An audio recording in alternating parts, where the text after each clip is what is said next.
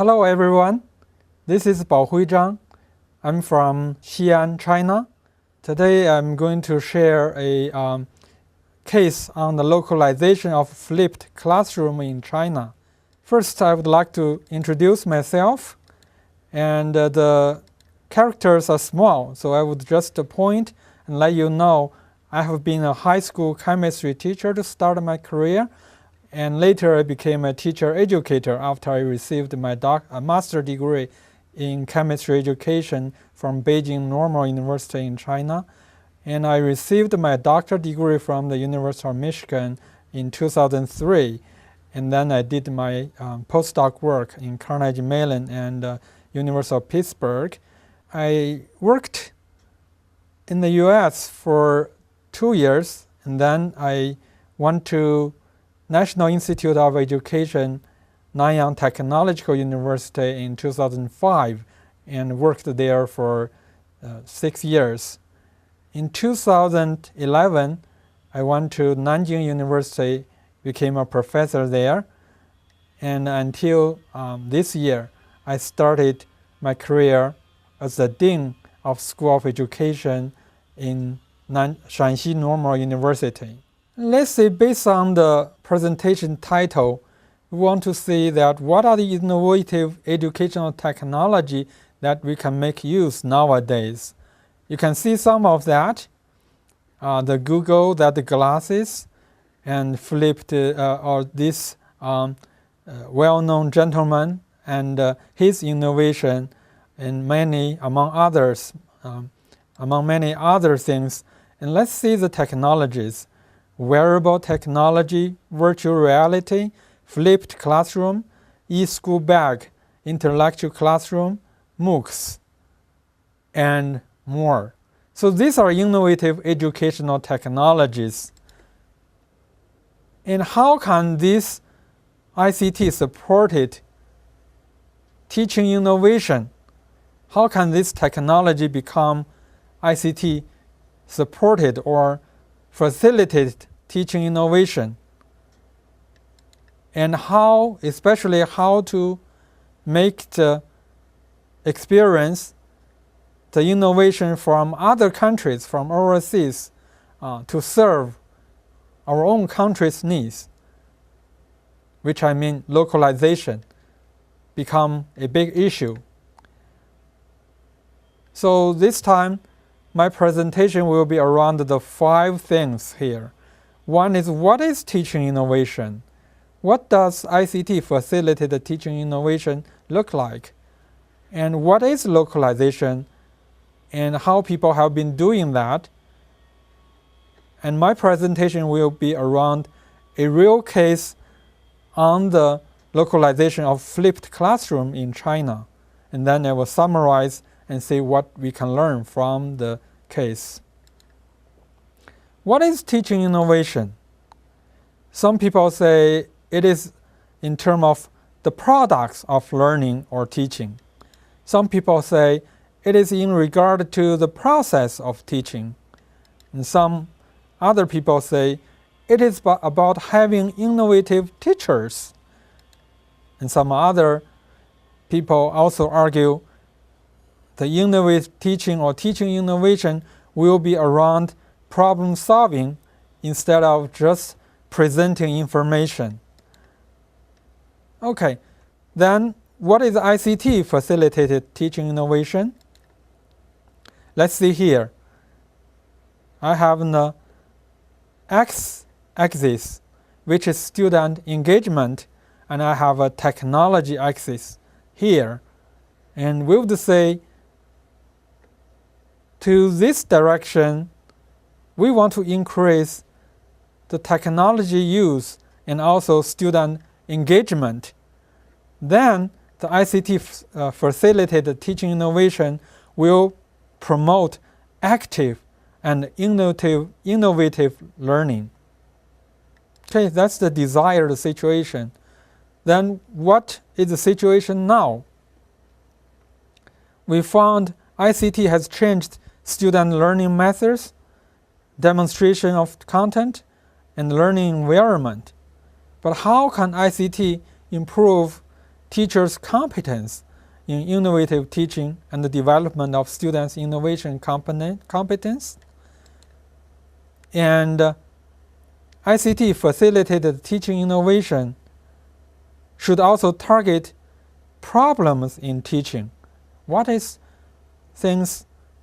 the things that are difficult to teach, students have difficulty to understand, and how best to show the teaching content and address student learning difficulties, and to achieve the development of innovative talents.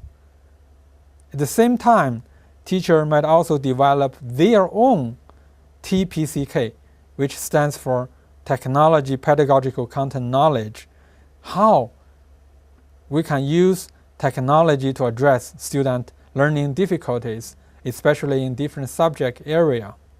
Then how this tie to localization? Because we have many things we learn from people from overseas. Different ideas, foreign things, they come to our own place. Let's see the examples from the business world. The Nescafe, and in China we call the Quechao coffee.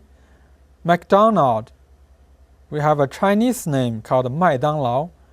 And KFC, we call it 肯塔基烤鸡等等. So you can see the foreign business, they arrived in China and they are localized in regard to how they call this, how to relate to people's life, the local people's life. So the localization of business means foreign products need to adapt to local economy, culture, political environment, and should fit local needs in regard to the staffing, finance, source of products and technology and the like. And let's see the localization of education.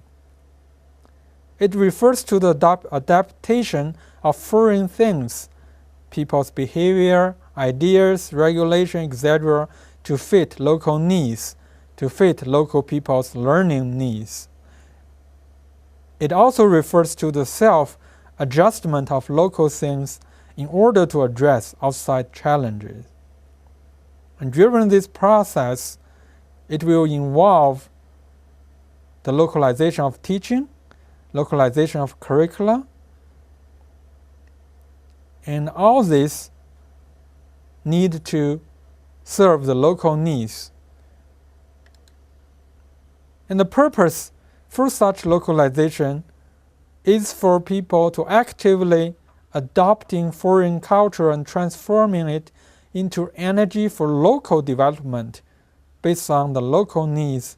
The purpose are to improve local culture and serve local business development and the related purposes. Let's see what is the relationship between internationalization and localization of education. I mean, you have new things from other countries, from different people outside, from outsiders. And they are foreign things. And we have to adopt, to localize, and then have our own teaching innovation. And we have talked the definition in length, but basic ideas, the innovation should be something different, right? When we adopt foreign things, then our teaching and student learning will be different from what we did before. That is what we mean as being innovative. We have some cases in other systems, like the localization of American education. There are successful cases, for example, in the localization of education in transforming universities to be research universities. We have examples like Johns Hopkins University, Cornell University, University of Wisconsin. So they use some other ideas and they no longer become a university just to deliver information. They want to find new things to contribute to the development of new knowledge, etc. And they learn from other countries, from other countries' higher education system, like the UK, like Germany. And the development of Americans' schools of thought in economics, history, psychology, education also have the process of internationalization and localization. And first, the internationalization means they learn from others, and later they also export. People learn from the Americans, and they also localize to serve their own country, their own people. So we might have the metaphor to say localization is the train route, while internationalization it leaves. There are also cases of localization of Chinese education from the past. Like in the 1930s, we have a well-known scholar, and his name is Chen Heqin. He brought experience from other universities like University of Columbia, and he combined Chinese traditional culture and Western teaching theories and developed children gaming system in China, which was quite successful in his time. There is another example about subject teaching like geography, and I have to say sorry, I have no time to translate all this into English, but let me just describe. This is the geography curricula, and the process of localization will involve like teaching curriculum development, content development, the localization of teaching methods, and evaluation. So, in fact, for any localization, the successful cases would involve the whole system change. And how to promote localization of education? There are 3 levels, and the levels from the lower ones to the upper ones will be, first, you just simply import what people are doing, let's mimic, and infuse and integrate into our local classroom. At a higher level, level 2, people would just make reference, people adopt and transform, so add their own idea. It's just not just copying things. And for level 3, it will be even higher. People construct and innovate the material, the ways of teaching, and many other things. So it involves more transformation with the effort of people from local. So when we are doing this localization, the differences in culture, language, location, learning habits, technology, subject matter, and the like, all the factors would affect the localization. And let me present the ball part of this talk, a case on the localization of flipped classroom, which is a popular topic right now. And I would follow the logic of giving a definition and describe the current status of the relevant research, and describe the methods we used and the design process we had, and then what we found after the implementation. Let's see the definition. There has been a general practice in higher education like this. Student receive teacher's assignment, preview something before a class, and then teacher and student would discuss answers to the question and exchange ideas. Is this flipped classroom? Well, sounds like, or it has certain components. We feel this is flipped classroom, but actually I don't think so. My research team and I published a paper.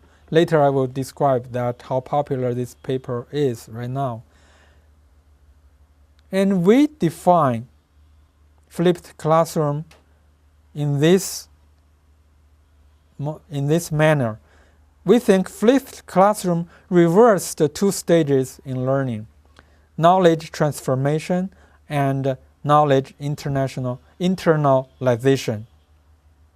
And knowledge transmission happens before a class, where internalization happens in classroom. So let me say it in another way.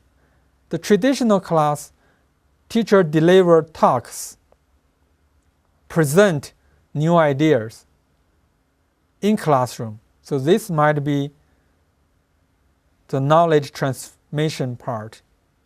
And then teacher give assignment, assuming student would review what has been learned and understand more or internalize the learning content when they are doing their homework. So that happens later. And right now, the flipped classroom would reverse these two stages. Let's see it again, but in a different manner. So knowledge transmission happens out of classroom before a class. And the most popular thing to do this is through watching micro videos. And students might also be given some worksheets that some major learning points, learning objectives. So students learn by themselves. And then the internalization would happen in classroom. When they come to class, the teacher would say, okay, let's summarize what you have watched. Do you understand this? Do you understand this? What's your question? Okay? And so how to distinguish whether a design is flipped classroom or not? We hope to present the two important criteria. First, whether the pre-class learning reached or achieved its objective of traditional classroom teaching. And second, whether students achieve internalization of knowledge in classroom. Let's see that the related research, what we can learn from others' research about the localization of flipped classroom or flipped classroom itself. Our search ended by July 24th, 2014. We used the translation of flipped classroom in Chinese translation such as 翻转课堂, 颠倒课堂, 颠倒教室 as keywords in a CNKI database, which is the most popular Chinese database for education references. Below we are going to present some statistics in regard to the current status, results by subjects, keywords, research progress, organization, audience attention, and the like. Okay, what does the literature say? In regard to the frequency of citation, we see studies about flipped classroom, the number of reference increase very clearly. Okay? And in 2013, there are 75 papers published in this year about flipped classroom. You can see here. Because this database only includes those most popular journals, so they still see a lot in regard to the high quality papers in the database. Let's see the citation, number of citations this year. And for those papers, and the citation number is 102, 102 times. And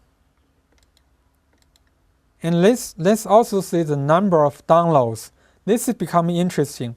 You see the downloads of this paper about flipped classroom is 10,800 something, but the citation number is only 139. So a lot of people are reading, but they're not citing. I don't know. Certainly there is something we can study further. And you know who wrote this paper, which ranked number 1 in regard to the download number? Is my team. Okay? And this is the graduate student I supervised, and this is me as the corresponding author. And here we have more in regard to the number of downloads, and we can continue to see that the references in regard to the author's organization, most of the people, 49%, are from education theory and educational administration area, and then higher education. Okay? And let's look at the K-12 education. K-12 would be here, and so the percentage is much smaller. And our other number also triangulate and to support this finding. And these are where are the authors from? And like Eastern China Normal University, and this is Nanjing Normal University. So our team actually published more than one such paper. And again, this shows that most of the papers are in higher education, and we do have some in K-12 education, but are much fewer. Among them, 213 papers, only 20 are about the design practice. The others are about theories. And less than 10 have some data from real classroom setting. And most of the empirical studies, which is about 10 papers, most of them are about higher education, and very few are about K-12 classroom, how they adopt or they localize the flipped classroom idea.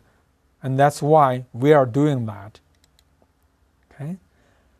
And we also found on the surface, it's clear that students watch video clips before class and discuss in class, but there is no clear indication of internalization in their design.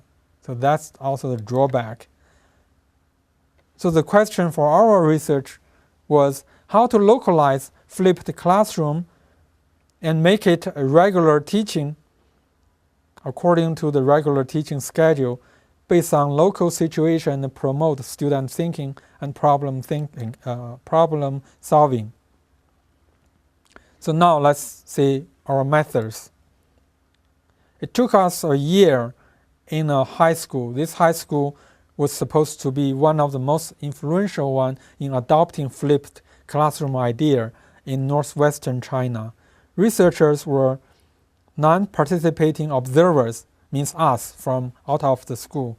And we have interviewees included the principals, coordinator, and selected teachers.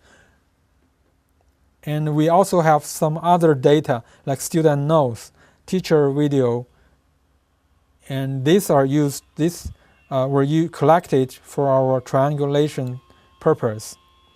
And this school we called Rainbow School, is a pseudo name.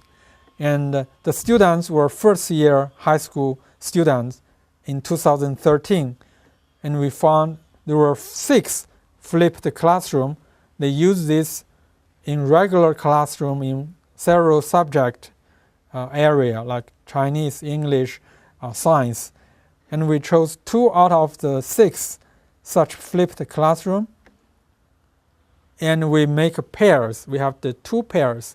Class 8 and 9 were the experimental classes were supposed to be, and they were compared to class 14 and 15. They were parallel classes.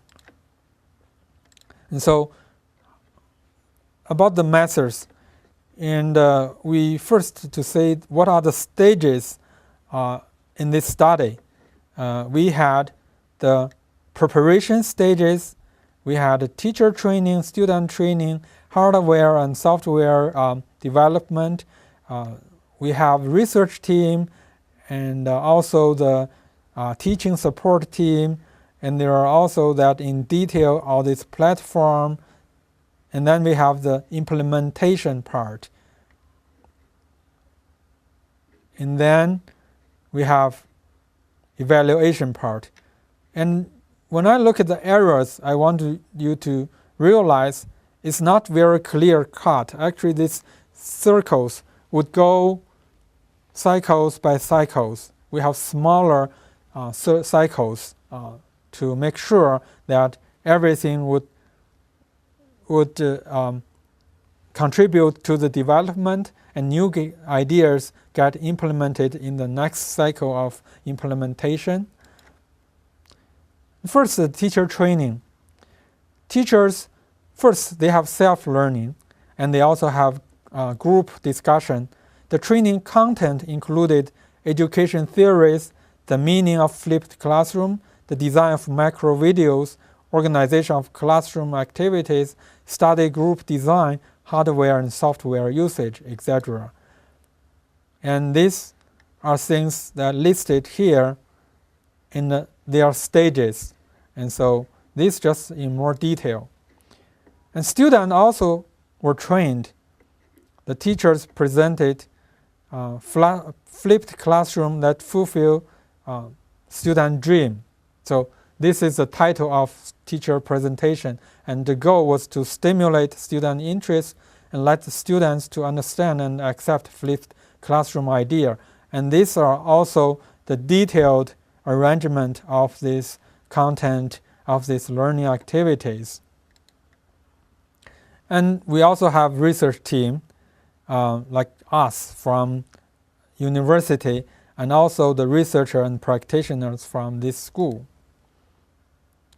And these are the codes about different team members and their duties, what people do. For example, who would develop the software platform, who would improve the internet connection, both wirely or wirelessly. And the classroom environment development, this also involves in hardware, software development, and teaching resource development, etc. And this is the platform. And I would like to mention the web-based platform and the connection to the internet has been improved from time to time. They even change companies who provide those services. And this, you can see some examples about the video clip. And this one is for math teaching. This one is for English learning. What are the objectives and content at the stages of learning, the flipped classroom, like pre-classroom learning, and what students need to do? And for the in-classroom learning, what would be the things student teacher do and for what purposes? And after finishing the design, and we need to implement according to the regular schedule and pre-classroom class learning arrangement, in-class teaching arrangement. I would also like to mention, in fact, even it's pre-class, because there is a web-based platform, teachers actually were able to monitor student pre-classroom learning through online platform. For example, when student access to the website, how many materials they downloaded, and what they discuss to to ask questions to their students and teachers. And therefore, teachers were able to adjust individual student study plan and also classroom teaching. So this would be a design process. It is in circle, means that this cycle, these are in cycles, like you from inquiry and collaboration, and question asking and answering, and extending of reading, and then exercise and internalize, and self-correction of mistakes, errors, and reflection and summarize. And this would go in many cycles. Let's see what was the finding. And at the end of this semester, we have the experimental class and the control class. And the results showed, in regard to their test scores, no significant differences between these two classes. The same thing also happened to class 14 as the experimental class and 15 to compare. Okay, so why? At that time, we thought, okay, to put flipped classroom in regular teaching for the whole semester, there are many, many factors. The development of curriculum material, video clip, web use, and many, many things. They are all new to students and teachers. And also another reason is the student performance or learning outcome may not be only the test score. However, over time, we did see new development. So this is what I received, the new information.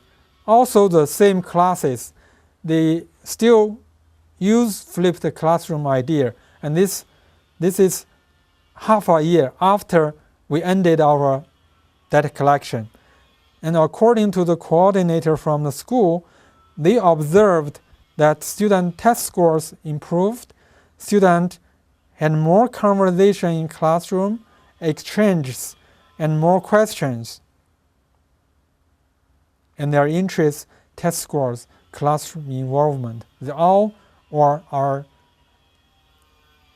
significantly changed.